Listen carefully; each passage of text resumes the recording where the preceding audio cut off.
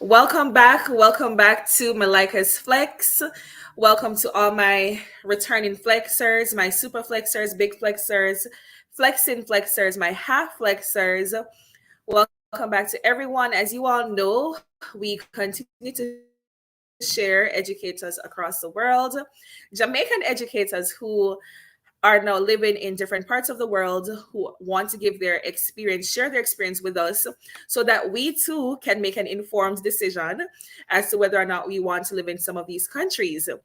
Today I have with me um, a woman who is actually a friend of my mom's, and when I found out that she was teaching in Africa, I was like, I have to get her on this platform to talk to her about her experience there. Without further ado, let me add to my platform Miss Elaine Williams. Hi, Miss Hi, Williams. hi, Malika. Lovely to be on. Lovely to have You, you on. How are you doing? I'm very well, thank you. Nice seeing you. I think we might have a delay. To my subscribers, I am so sorry. I do have internet issues today, which happens from time to time. So if you see me freezing up, I apologize in advance. But let me ask Miss Williams, Miss Elaine Williams, to introduce herself, and then we'll get straight into it. Well, as you heard, my name is Elaine, and I'm an educator. And I've been an educator for quite a while, for most of my life. Um, I'm living at the moment in Tunisia. I am the mother of one, a very handsome young man who is now, I can't believe it, 28 years old. So I'm very proud to be a mom. And yeah, and I love my job, which is teaching. Awesome. That sounds wonderful. So you already mentioned that you've been teaching for quite some time. I want to know, did you ever teach in Jamaica? Yes, I taught in Jamaica. Well, tell you this much. I started teaching from the age of 12 years old when I took my first Sunday school class and realized that I had a knack for teaching. The children Ah, were similar age to me. They were not. I was not much older than them, and some of them today are pastors and leaders and doctors and all sorts because that's a long time ago. But I taught in Jamaica as a classroom right. teacher 9 years.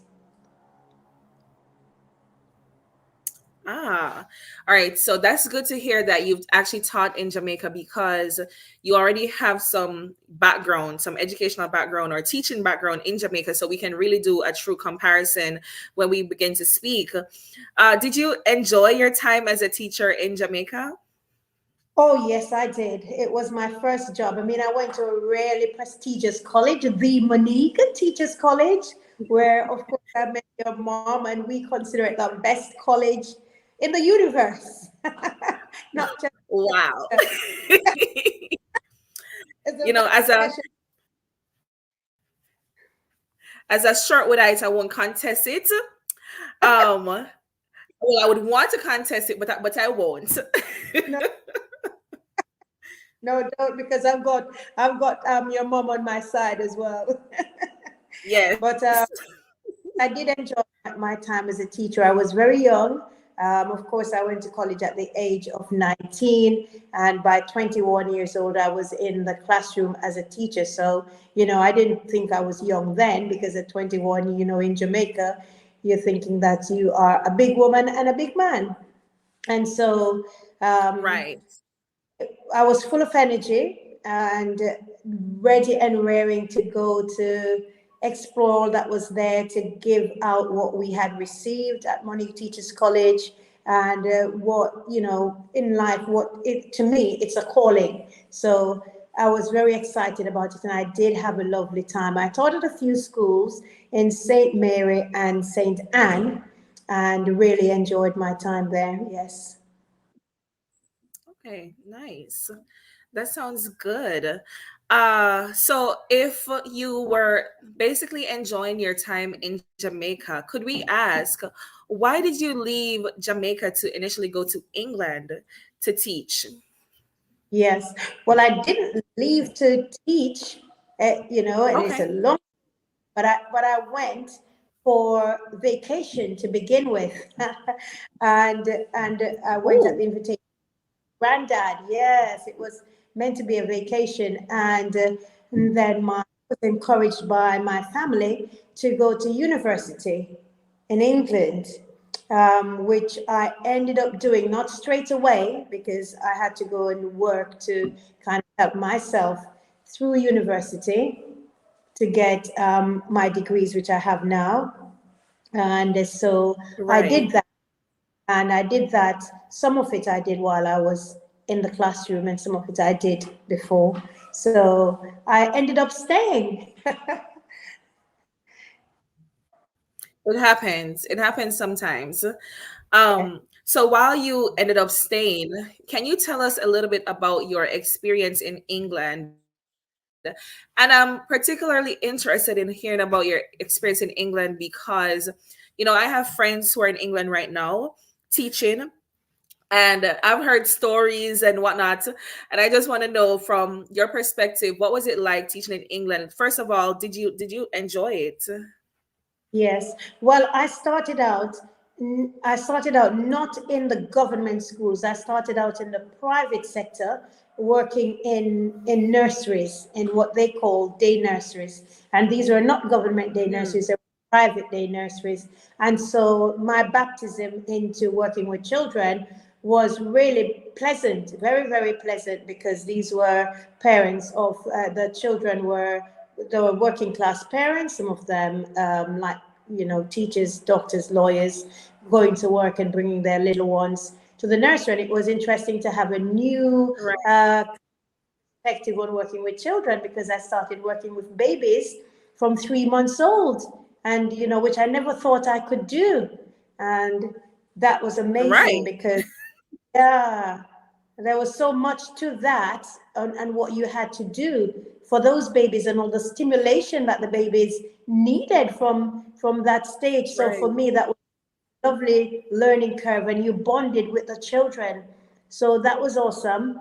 And we worked with children up to the age of rising 5 before they went into the government schools, so they could be there from babies up until 5 years old. That's a long time to bond with a child, and especially Yes. at age, and you really become their second parent, even first for some of them. They bonded with you because you spend so much time with them.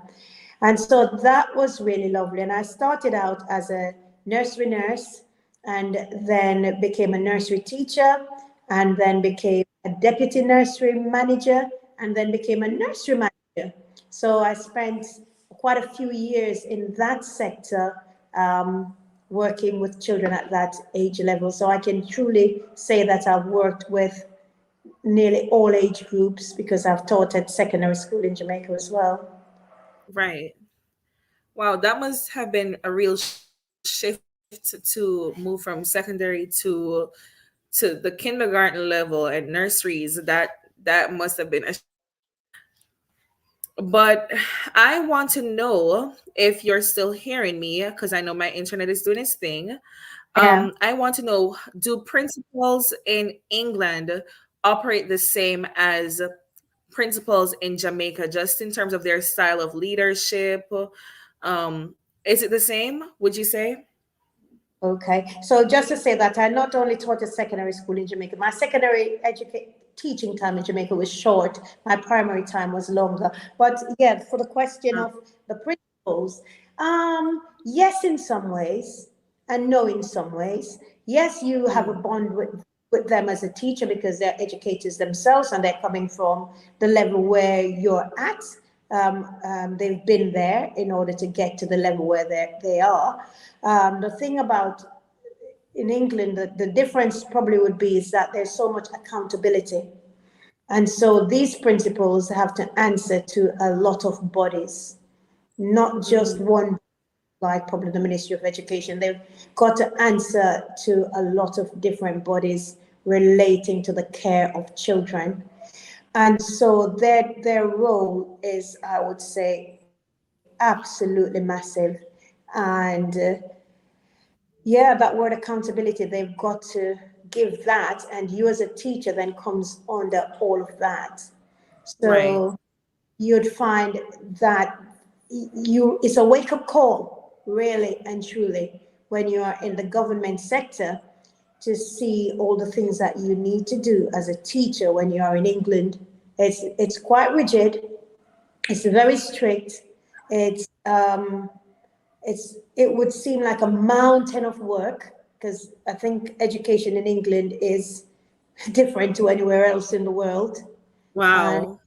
yeah, and it's also looked on highly. English, if you are trained in England, you are sought after all over the world as a teacher, and you Wow. would eat into to most schools around the world because of that background. So getting to England, you might, yeah, the principals might operate a little bit differently because of the demands of all that they've got to do. So they're accountable, and you got to be accountable to them. And it's not to do with anything with friendship or whether they like you or don't like you. You got Right. to present what you need to present on time.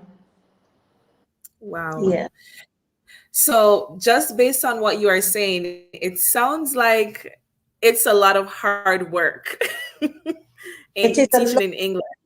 It is a lot of hard work, a bagload of hard work, and many teachers are leaving the classrooms in England for that reason, Right. because especially those with young families, Mm, because if they're realizing that they don't have time for to have a family life there, working with other people's children, but when they get home that late, their children are either going to bed or they're in bed already. They're out early in the mornings. Their children might not go to the same school that they teach at, and it can become very difficult for young parents with young children.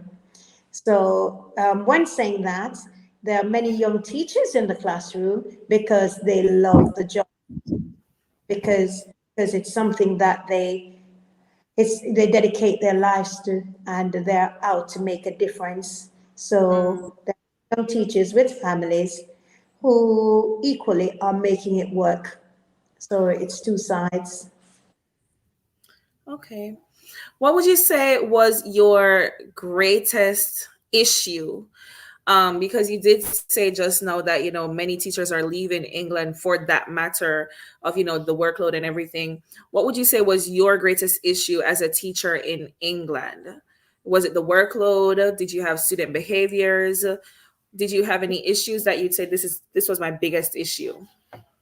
Um, Biggest, I probably wouldn't narrow it down to biggest to one thing, but there are quite a few things which can be big issues, especially for people of color, for people who are African, for African teachers, Wow. coming from culture, and teaching in the British culture is different to teaching in your own culture.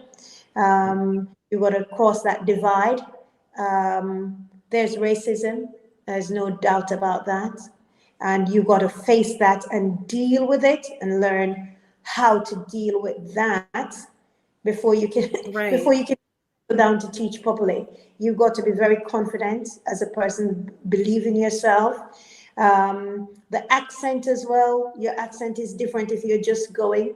And sometimes that can be seen as a problem to some people. It's not a problem to us, certainly not, but other people can see it as a barrier, Right. to deliver, which it isn't, because education is education. Not everywhere, but that is definitely there, and you can't deny it. Um, and so just getting your head around the fact that there is racism, there's institutionalized racism, it's embedded within the system.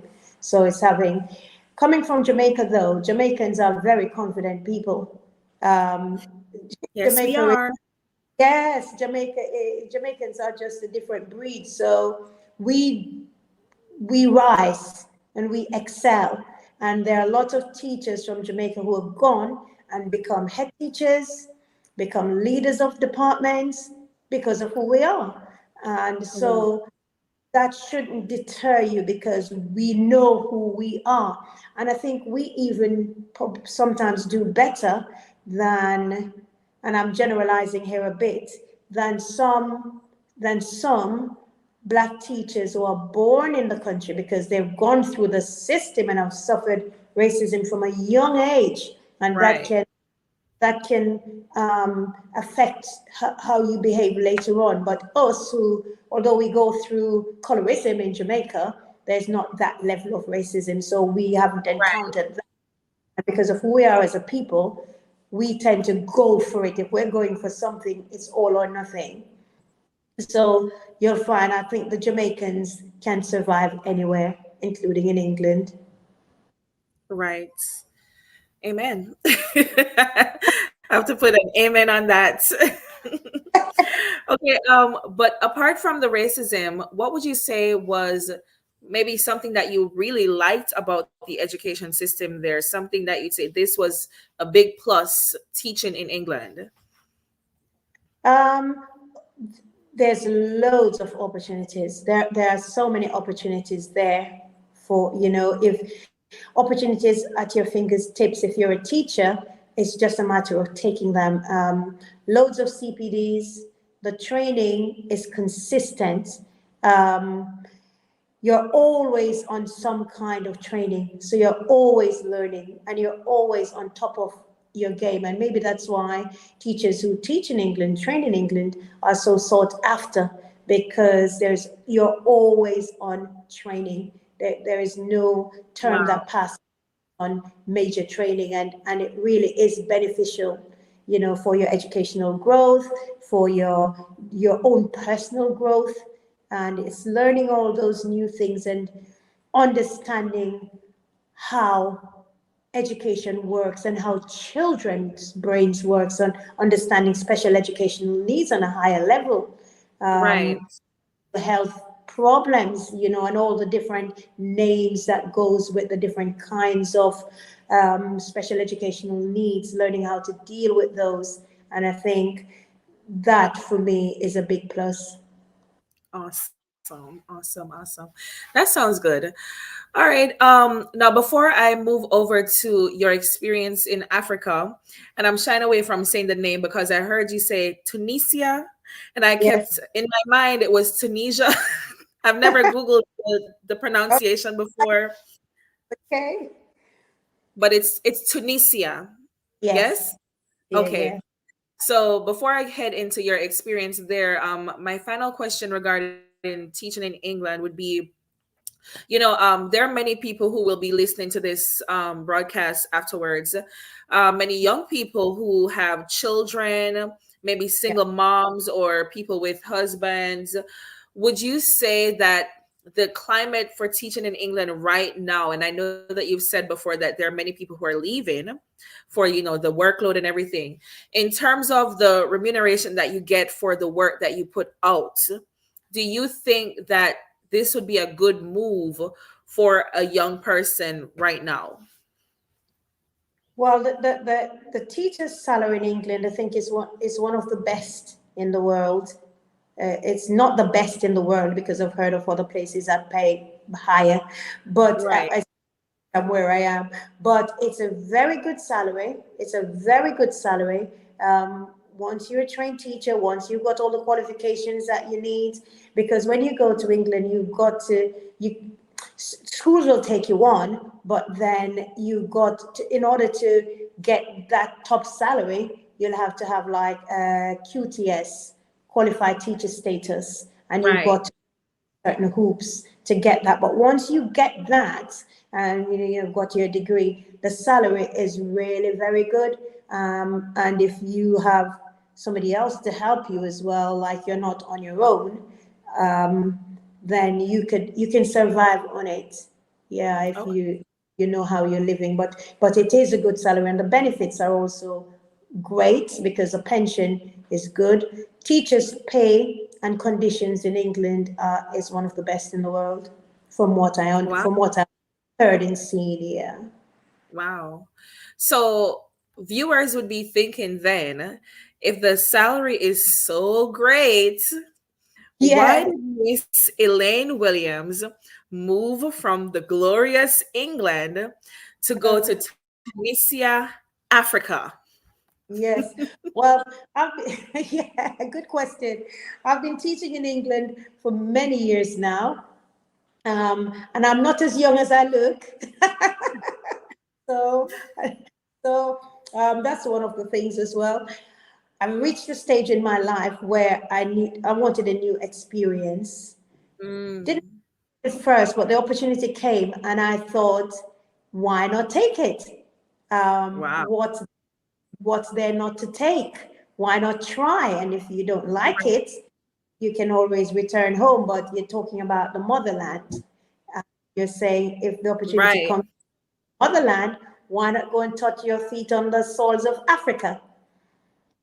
And so I thought I would take that opportunity, even though the salary is less in comparison to what I used to get as a teacher. Mm, But you can't pay for experience.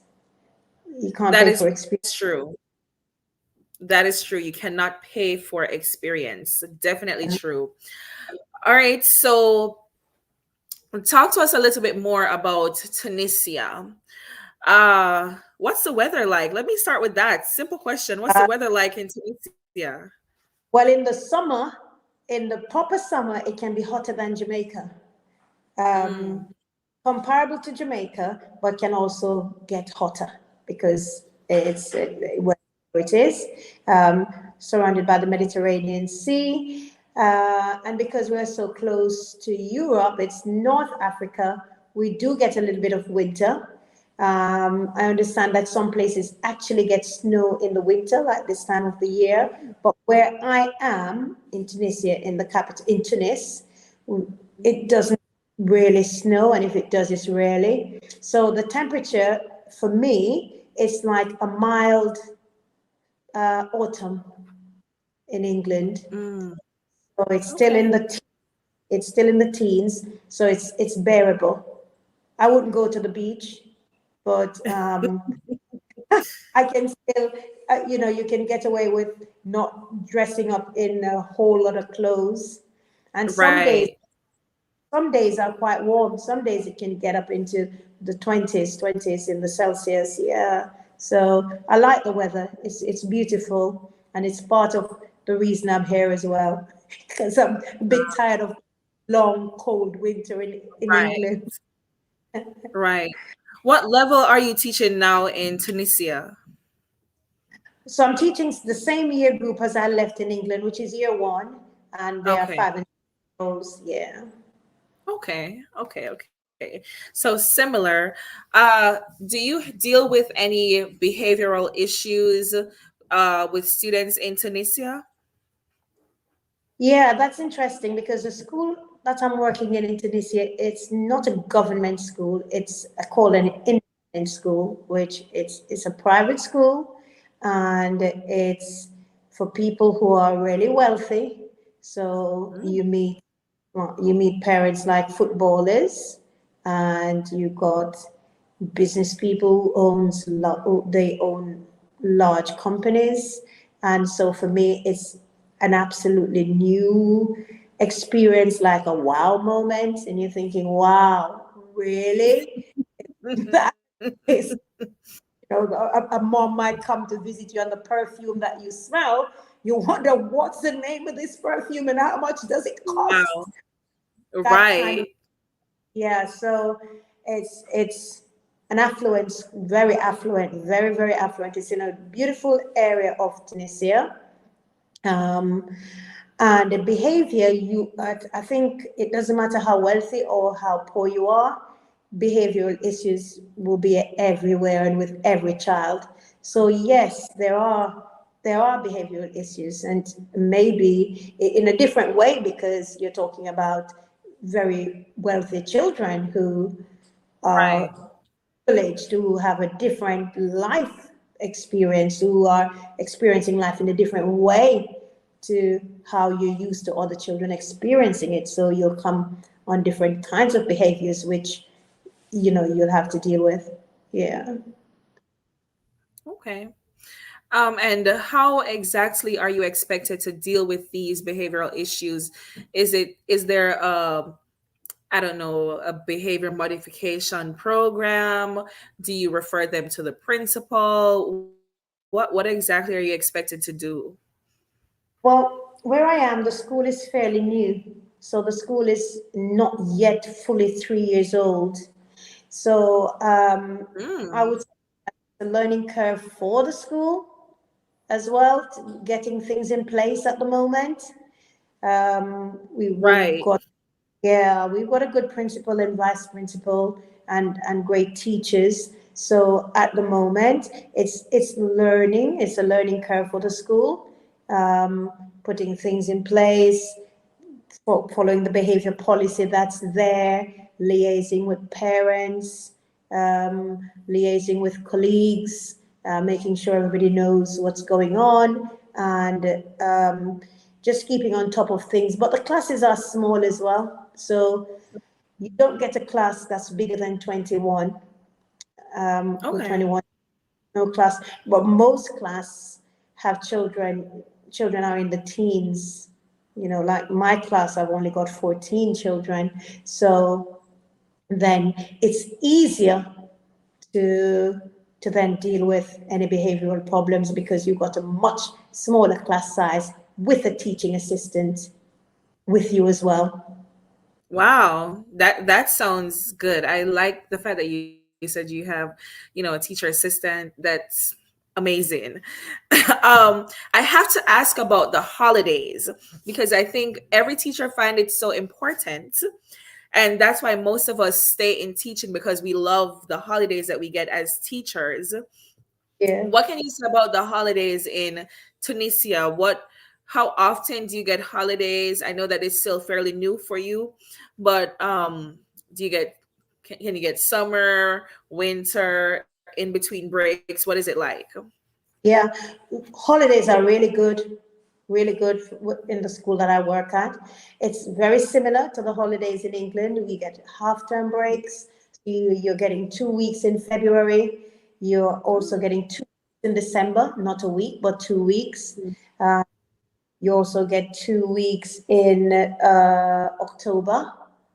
Um, and then for the summer, it's better than England because for the summer, school closes in June, whereas in England, school closes nearly the end of July. Oh, wow. And Yeah, how but long is the although, summer break? well, children, when I came and started, because I started recently at my school, children came back to school for the 28th of August. So that is way down, that's a Right. long.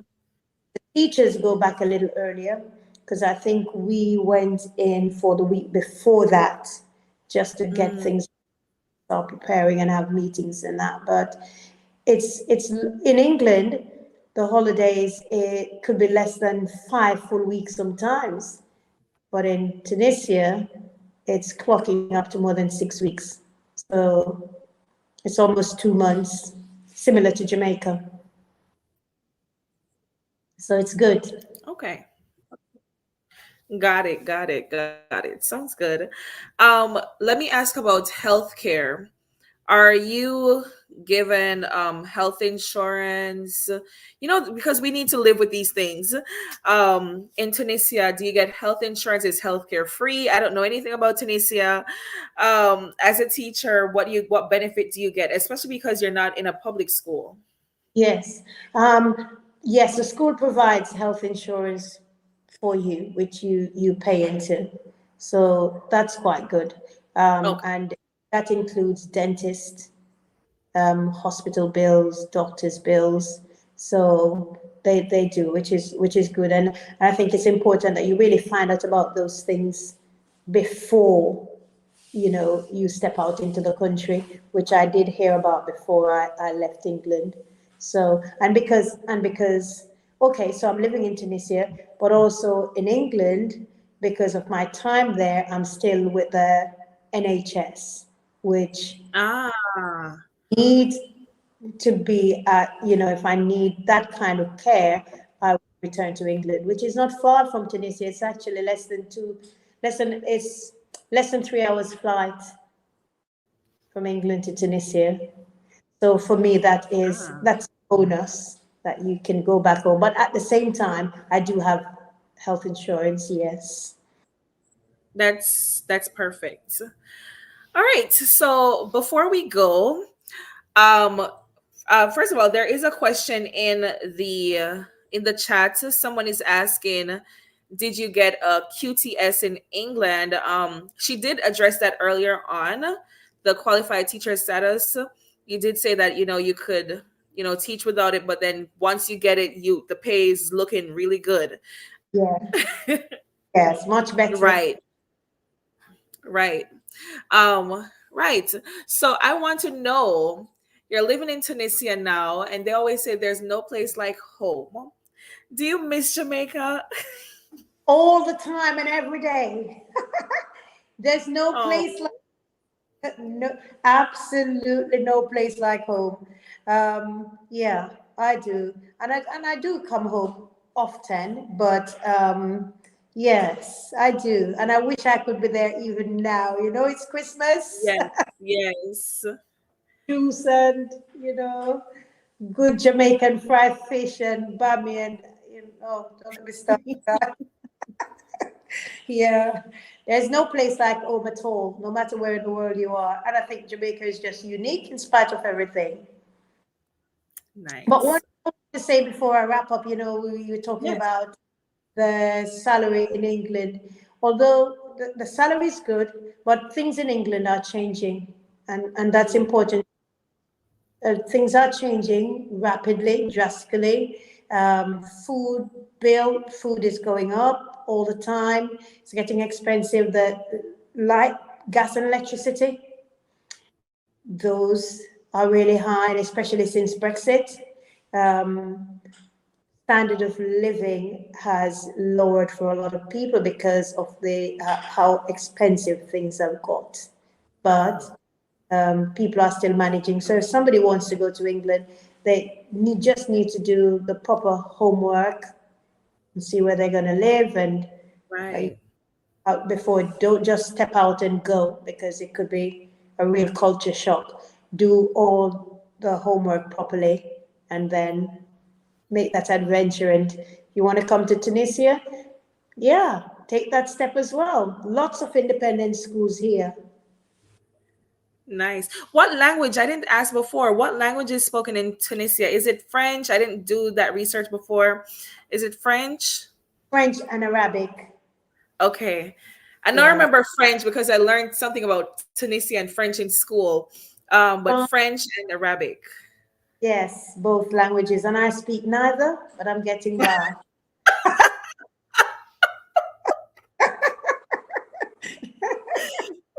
I like the way you said that. You're like, I Yeah, speak neither, but here I am yeah, doing my thing. adventure of a lifetime.